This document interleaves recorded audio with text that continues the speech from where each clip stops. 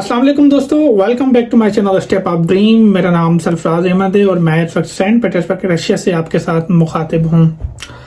आज बात करेंगे एक और विदाउट आइल्स स्कॉलरशिप और फुल्ली फंडेड स्कॉलरशिप जिसका नाम है दोहा इंस्टीट्यूट ऑफ ग्रेजुएट्स स्कॉलरशिप। जी हाँ, कतर का एक इंस्टीट्यूट है, उसने स्कॉलरशिप्स अनाउंस की हैं फुल्ली फंडेड।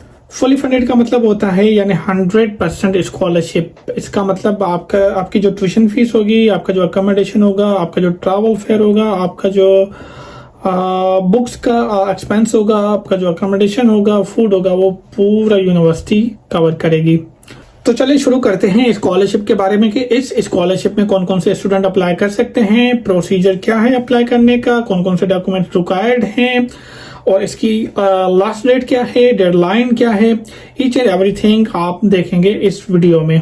अच्छा, सबसे पहले बात करते हैं स्कॉलरशिप के बारे में कि ये जो स्कॉलरशिप है ये कतर का एक इंस्टीट्यूट है, दोहा इंस्टीट्यूट ऑफ ग्रेजुएट्स, जो कि मास्टर्स एंड डॉक्टरल के स्टूडेंट्स को ऑफर कर रहा है फुली फंडेड स्कॉलरशिप।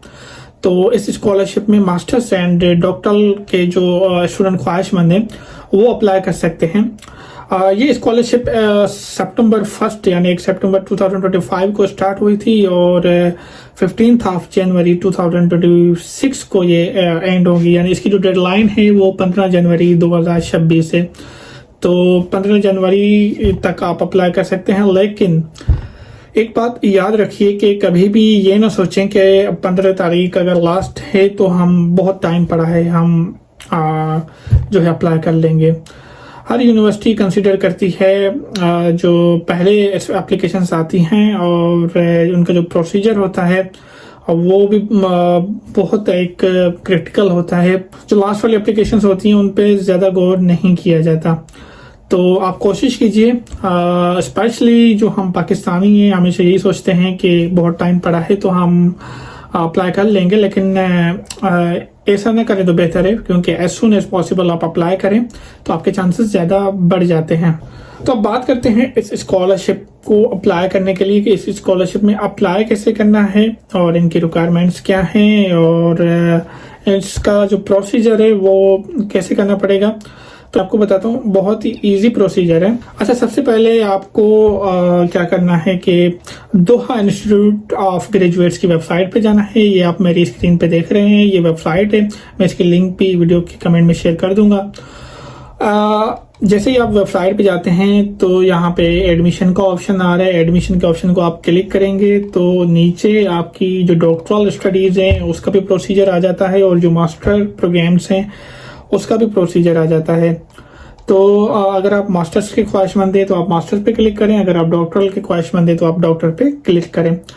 सबसे पहले आपको जब आप अप्लाई करते हैं तो सबसे पहले आपको एक अकाउंट बनाना पड़ता है इस इंस्टीट्यूट की वेबसाइट पे, यानी आपको रजिस्ट्रेशन करनी पड़ती है। रजिस्ट्रेशन के बाद आपको जो है एप्लीकेशन फिल आउट करनी पड़ती है, इनकी जो वेबसाइट पे दी गई है, और आपकी जो एप्लीकेशन की जितनी भी रिक्वायरमेंट्स हैं वो फुलफिल करके और आपको एप्लीकेशन कंप्लीट करनी है। अच्छा, जब आप एप्लीकेशन फिल कर रहे होते हैं तो वहाँ पे रेफरीज का ऑप्शन आता है। रेफरीज बोलते हैं वो प्रोफेसर जो आपको रेफरेंस लेटर प्रोवाइड करते हैं आपकी यूनिवर्सिटी से, यानी आपको रिफ़र करते हैं। रेफरी का मतलब होता है रिफ़र करना, कि ये जो स्टूडेंट है ये बहुत इंटेलिजेंट है और ये हमारे पास इन्होंने स्टडी किया, ये प्रोग्राम किया है, तो मैं इनको रेफ़र कर रहा हूँ कि आप इनको काइंडली एडमिशन दे दीजिए या फर्दर स्टडी के लिए या स्टडी अब्रॉड के लिए। तो एक रिकमेंडेशन लेटर मिलता है।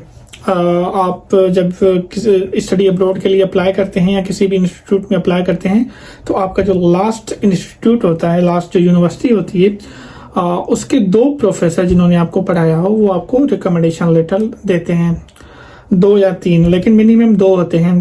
तो उस 2 रेफरी का ऑप्शन आएगा और आप जो रेफरीज के नेम एंड मतलब डिटेल्स जो है रेफरीज की वो आप प्रोवाइड करेंगे वहाँ पे, और रेफरीज को ऑटो ईमेल चली जाएगी। तो आपको उनको पहले बताना है कि इस इंस्टीट्यूशन से ईमेल आएगी, तो काइंडली ये आप फिल करके और उसको वापस सेंड कर देना।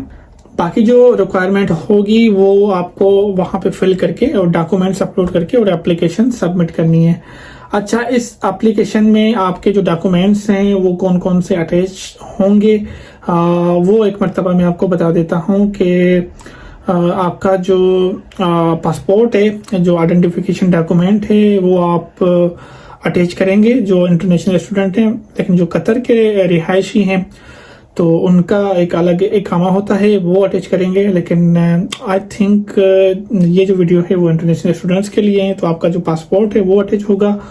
इसके अलावा अगर आप मास्टर्स के लिए अप्लाई करें तो आपका जो बैचलर्स की डिग्री है वो अटैच होगी, लेकिन वो होगी अटेस्टेड, ऑफिशियल अथॉरिटीज से अटेस्टेड। जैसे कि बैचलर्स एंड मास्टर्स की जो डिग्रीज हैं वो सबसे पहले यूनिवर्सिटी अटेस्ट करके आपको देती है, और उसके बाद आप जाते हैं HAC यानी हायर एजुकेशन कमीशन, वहाँ से अटेस्ट करवाते हैं। वहाँ से अटेस्ट करवाने के बाद आपकी जो डिग्री एंड ट्रांसक्रिप्ट होती है वो एक ऑफिशियल अथॉरिटी से अटेस्टेड हो जाती है, और आप फिर कहीं भी अप्लाई कर सकते हैं। अच्छा, अगर आप मास्टर्स के लिए अप्लाई करें तो बैचलर्स की डिग्री एंड ट्रांसक्रिप्ट अपलोड करेंगे, एंड अगर आप डॉक्टरल के लिए अप्लाई करें तो आपको बैचलर्स एंड मास्टर्स दोनों की डिग्रीज एंड ट्रांसक्रिप्ट जो है अटैच करनी पड़ेगी। और इसके अलावा आपका जो इंग्लिश प्रोफिशिएंसी सर्टिफिकेट है, यानी अगर आप ने जो लास्ट जो स्टडी आपने वो इंग्लिश में की हुई है, तो आपकी जो यूनिवर्सिटी है वो आपको इंग्लिश एक प्रोफिशिएंसी सर्टिफिकेट देती है कि इस स्टूडेंट ने हमारे पास इंग्लिश में ये कोर्स किया या ये डिग्री की है, तो आपको एक इंग्लिश प्रोफिशिएंसी सर्टिफिकेट मिल जाता है, वो आप अपलोड करते हैं। अगर आपका कोर्स इंग्लिश में नहीं है तो फिर आपको आइल्स या टोफिल का एक सर्टिफिकेट अपलोड करना पड़ेगा, या एक रेफर देना पड़ेगा कि मैं जो है इंग्लिश बोल सकता हूँ या मेरे ये रिकॉर्ड है इंग्लिश में। तो ये लाजमी नहीं है कि आइल्स एंड टोफिल दें, लेकिन आप अगर इंग्लिश में आपकी स्टडी हुई है तो आप जो है इंग्लिश प्रोफिशिएंसी सर्टिफिकेट सबमिट कर सकते हैं। अच्छा, जो डॉक्टरल के लिए अप्लाई करते हैं वो अगर उन्होंने मास्टर्स में कोई थीसिस वगैरह, कोई रिसर्च सैंपल या ऐसी कोई एक्टिविटी या कोई काम किया हो तो वो अप्लाई कर सकते हैं। वो अप्लाई करें तो बेहतर है, क्योंकि उनके मार्क्स होते हैं, वो मार्क्स उनके इंक्रीज हो जाते हैं, तो जो अप्रूवल के चांसेस है वो ज़्यादा इंक्रीज हो जाते हैं। अच्छा, इसके अलावा आपको copy of statement of interest, जिसको हम कवर लेटर भी बोलते हैं और SOP भी बोलते हैं, स्टेटमेंट ऑफ पर्पस, कि आप इस यूनिवर्सिटी में एडमिशन क्यों लेना चाह रहे हैं, इस कोर्स में एडमिशन क्यों लेना चाह रहे हैं, आपने क्या किया हुआ है। स्टेटमेंट ऑफ पर्पस बहुत ही इजी है, 2 पेजेस का लिखा जाता है कवर लेटर कि आपको एडमिशन क्यों चाहिए, इसमें इंटरेस्ट क्यों है। वो सबसे पहले आपको अपने बारे में बताना है, उसके बाद आपने यूनिवर्सिटी में इंटरेस्ट दिखाना है, कोर्स में इंटरेस्ट दिखाना है, उस कंट्री के बारे में बताना है कि मैं क्यों आना चाह रहा हूँ। ये होता है कवर लेटर। बहुत इजी है, आपको इंटरनेट से भी सैंपल मिल जाएंगे, या ये कवर लेटर आपको ChatGPT AI भी बना के देगा। लेकिन कोशिश करें कि आप हाथ से लिखें, चाहे आप जो प्रोफार्मा है यानी जो सैंपल है वो ChatGPT से लें, लेकिन लिखें अपने हाथ से, क्योंकि अगर ChatGPT से लिखवा के वो ही अपलोड करेंगे तो फिर AI डिडक्ट आ जाता है, और जो AI डिडक्ट है वो आपकी एप्लीकेशन की रिजेक्शन का सबब बन सकता है। तो बेहतर यही होता है कि आप ChatGPT से सैंपल लें, लेकिन अपने हाथ से लिखें। और उसके बाद अपनी क्यूरिकुलम जो विटाए है यानी CV जो अपलोड करेंगे, CV आप कोशिश किया करें कि एकेडमिक टाइप की हो, जैसे यूरोपास या कुछ और सैंपल्स होते हैं, और उसमें आप बनाएं तो बेहतर है। और इसके अलावा आप रिकमेंडेशंस लेटर जो अपलोड करेंगे वो करेंगे इस एप्लीकेशन में 3 करेंगे, वैसे मिनिमम 2 होते हैं लेकिन इन्होंने 3 मांगे हैं, मिनिमम 3 एकेडमिक रेफरेंस लेटर। तो आपको 3 प्रोफेसर से 3 रिकमेंडेशन लेटर लेने हैं, और उन तीनों की डिटेल भी आपको लिखनी है, जैसे उनको ईमेल जाएगी वो ईमेल का रिप्लाई करेंगे।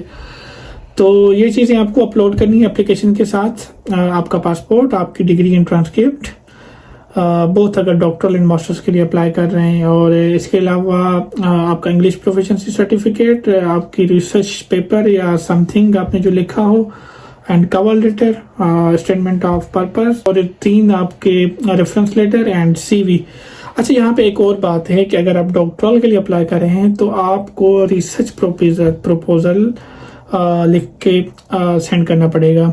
क्योंकि डॉक्टरल की आपको पता है थीसिस होती है, उसका रिसर्च प्रपोजल होता है। तो जो डॉक्टर्स के स्टूडेंट है रिसर्च प्रपोजल सबमिट करेंगे और उसके बाद उनका जो है वो प्रोसीजर स्टार्ट होगा सिलेक्शन एंड नॉन सिलेक्शन का।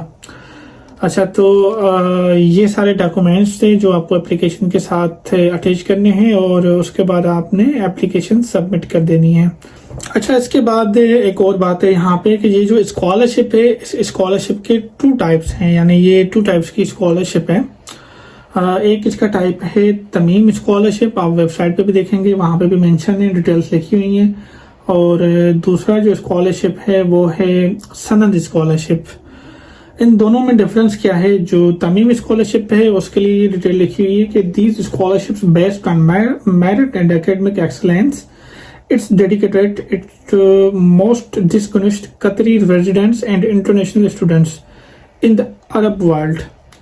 Scholarship include full tuition fees coverage. International students from outside Qatar will benefit from having free accommodation and institute dormitories, a monthly stipend and health insurance. जो Tamim scholarship है वो जो है fully funded scholarship है, उसके लिए international students and जो कतरी रेजिडेंट हैं वो भी अप्लाई कर सकते हैं। और जो सनद स्कॉलरशिप है उसका मतलब है these scholarships based on financial needs of students, it's dedicated to Qatari residents in Qatar and international students. Scholarship include covering the program's fees 10 to 100%. International students from outside Qatar will benefit from having their full tuition fees covered. In addition to free accommodation in institute dormitories, a monthly stipend and health insurance. जो सनद scholarship है वो need based है, यानी आप need based पे अपना form fill करते हैं कि मुझे स्कॉलरशिप की नीड है, कि मेरे पास रिसोर्सेज नहीं है स्टडी करने के लिए, वो आपको प्रूफ सबमिट करवाना पड़ता है। एंड जो तमीम स्कॉलरशिप है वो मेरिट बेस पे है, वो आपको नीड हो ना हो आप अप्लाई करते हैं, आपका पोर्टफोलियो अच्छा है, आपकी एप्लीकेशन स्ट्रॉन्ग है, आपको स्कॉलरशिप मिल जाती है। तो ये 2 स्कॉलरशिप के टाइप्स हैं और इनमें डिफरेंस भी मैंने आपको बता दिया। और इसके अलावा इसकी जो कंडीशंस ये हैं कि अगर आपने इस स्कॉलरशिप से पहले बेनिफिट लिया हो, यानी आप पहले ही ये स्कॉलरशिप हासिल कर चुके हैं, आप इस स्कॉलरशिप में अप्लाई नहीं कर सकते दोबारा। एंड अगर आप किसी दूसरी यूनिवर्सिटी जो कि कतर में वाक़ हो, यानी जो भी कतरी यूनिवर्सिटी हो, उसमें आप स्कॉलरशिप स्टडी कर रहे हैं या स्कॉलरशिप आपने विन किया हुआ है, तो उस सूरत में भी आप इस स्कॉलरशिप में अप्लाई नहीं कर सकते। तो दोस्तों ये है सारे टर्म्स एंड कंडीशन, शुरू से लेके आखिर तक बहुत ही इजी प्रोसेस है। आपको ऑनलाइन एप्लीकेशन सबमिट करनी है और कोई एप्लीकेशन की फीस नहीं है, आपको थ्रू द पोर्टल अप्लाई करना है, अपने डॉक्यूमेंट अपलोड करने हैं और एप्लीकेशन सबमिट कर देनी है before the 15th of January. यानी आप ऐसा समझें कि इस मंथ लास्ट डेट है, आप इस मंथ अप्लाई कर लें तो बेहतर है।